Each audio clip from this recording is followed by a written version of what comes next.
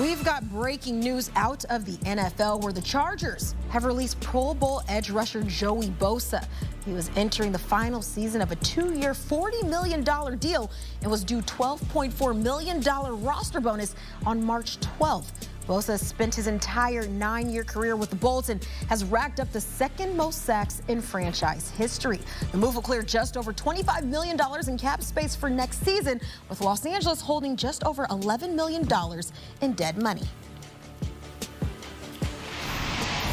We now welcome in CBS Sports lead NFL insider Jonathan Jones on the heel of the breaking news out of L.A. And JJ, we know fellow pass rusher Khalil Mack set to hit free agency here in a couple of weeks. Bosa still had another year on his deal. So why here? Why now for L.A.?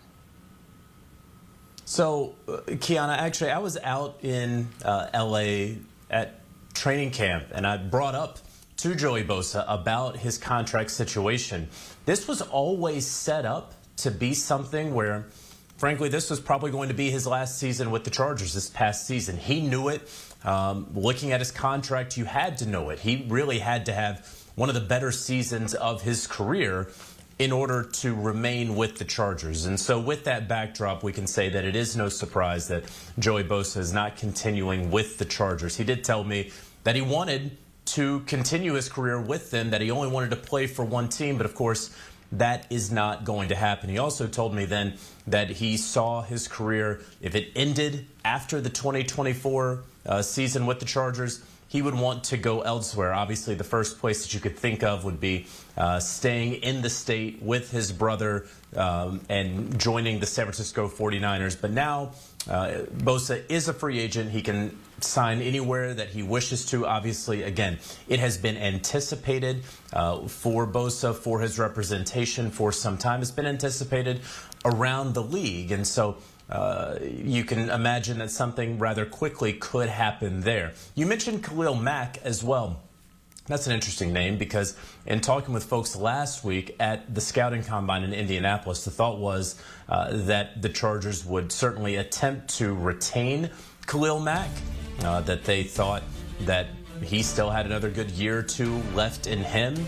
And so I would imagine that will be a next step for the Chargers, who last year didn't really make any big splashes in free agency, couldn't because of their salary cap issues and woes, and now we'll have more than $70 million in cap space once the start of free agency begins next week. Yeah, the Chargers, a team that put their focus certainly on that defense now, potentially with this move and what could lie ahead, maybe seeming to turn the tides here in the near future. Free agency beginning Wednesday, March 12th for the new league year. Jonathan Jones, as always, we appreciate that insight. Thank you so much.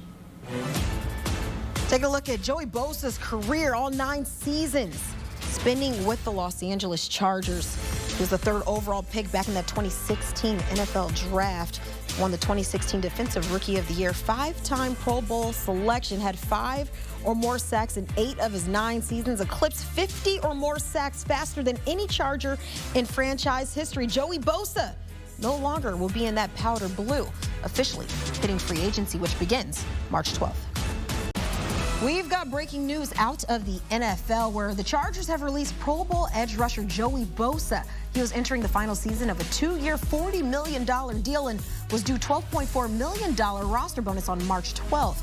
Bosa spent his entire 9-year career with the Bolts and racked up the second most sacks in franchise history. The move will clear just over $25 million in cap space for next season, with Los Angeles holding just over $11 million in dead money. We now bring in CBS Sports NFL analyst Bryant McFadden on the heels of the news out in L.A. And B-Mac, we know that Joey frees up over $25 million in cap space for L.A. And so we understand the why. But now I want to know, what does this move say about the potential direction maybe the Chargers are looking to go? Getting rid of one of their star pass rushers, are they starting to look maybe offense this offseason? Yeah, I think when you look at this move, clearly this was kind of expected with Joey Bosa. The last 3 seasons, Kiana, only 18 starts.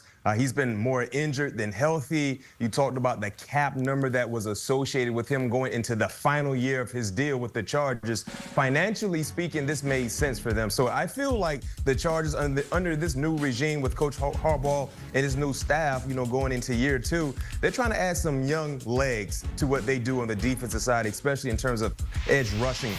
Finding a way to get youthful movements going throughout the locker room and being able to be very, very consistent and disruptive on the defensive end. I mean, Joey had an outstanding career for the Chargers, but it's safe to say, I think, separating in terms of both sides is probably the best situation right now for Joey Bosa, because I do believe there will be a market for him. I don't consider him to be an elite-like pass rusher, but if you're talking about adding him to a defense that clearly needs some consistent pass rushing ability, he can provide that.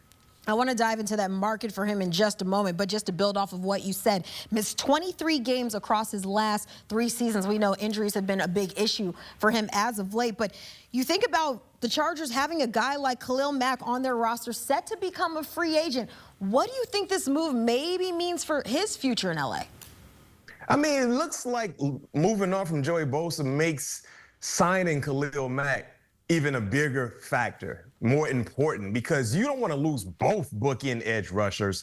Khalil Mack has been more durable. He's been more consistent because he's been on the football field than Joey Bosa. But he is older as well in terms of, in his 30s. So if you're able to maybe bring back Khalil Mack, and like I said, still add some youth towards what you're doing when you're rushing the passer, it really helps because he can have an opportunity to help learn and educate whoever that young opposite edge rusher is he's working with. But in today's NFL world, when you think you know Kiana, you do not know.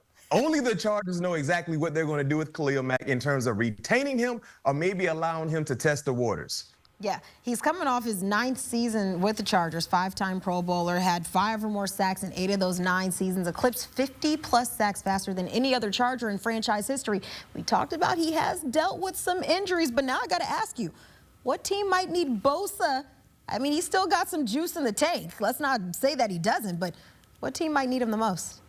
Yeah, you talk about still having juice in the tank. I think he will be 30 in July. So he's still fairly young in terms of his position. He just has to find a way to stay healthy. But the first team that I thought about hearing Joey was released by the Chargers is the Cincinnati Bengals. Now, they have some other factors they need to worry about in terms of finances when you look at Jamar Chase, T. Higgins, and Trey Hendrickson. But seeing Sam Herbert just retired from the game, you need to find a way to improve your defense. The reason why this move makes sense for Joey Bosa, Kiana, is because I don't think he has the financial leverage like some of the other high-level pass rushers could have in terms of his inability to stay healthy. As I stated, the last 3 seasons, he's only started 18 games. The last time he played a full year, it was 2021.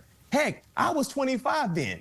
Now I'm 43. So a lot of time has passed since he's played a full season. So you might be able to get Joey Bosa, if you're the Cincinnati Bengals, in a more team-friendly deal when you look at their finances and knowing you have to allocate money to other areas on your football team with guys that are looking to get a new deal sooner than later. That was those B-Mac prime years right there, back when he was 25. But you bring up the Bengals. I was hoping and just wondering if you were maybe going to bring up maybe a reunion, played at Ohio State with his little brother.